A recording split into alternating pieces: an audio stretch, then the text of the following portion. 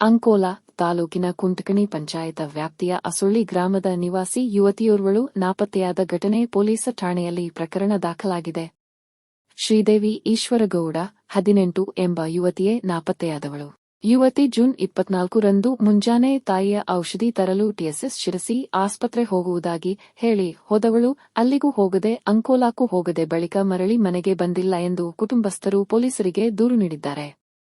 ದೂರು ಆಧರಿಸಿ ಅಂಕೋಲಾ ಪೊಲೀಸ್ ಠಾಣೆಯಲ್ಲಿ ಪ್ರಕರಣ ದಾಖಲಾಗಿದ್ದು, ಯುವತಿಯ ಪತ್ತೆಗೆ ವ್ಯಾಪಕ ಶೋಧ ಕಾರ್ಯ ಕೈಗೊಳ್ಳಲಾಗಿದೆ. ಯುವತಿ ಸುಮಾರು 5 ಅಡಿ 3 ಇಂಚು ಎತ್ತರ ಹೊಂದಿದ್ದು, ಕನ್ನಡ ಭಾಷೆ ಮಾತನಾಡುತ್ತಾರೆ.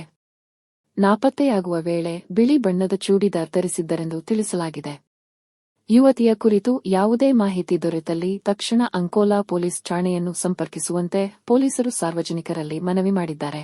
ಮಾಹಿತಿ ನೀಡಲು ಅಂಕೋಲಾ ಪೊಲೀಸ್ ಠಾಣೆಯ ದೂರವಾಣಿ ಸಂಖ್ಯೆ 0888-223333 ಅಥವಾ ಮೊಬೈಲ್ ಸಂಖ್ಯೆ 94805025094808080526 ಸಂಪರ್ಕಿಸಬಹುದಾಗಿದೆ ಎಂದು ಪ್ರಕಟಣೆಯಲ್ಲಿ ತಿಳಿಸಲಾಗಿದೆ.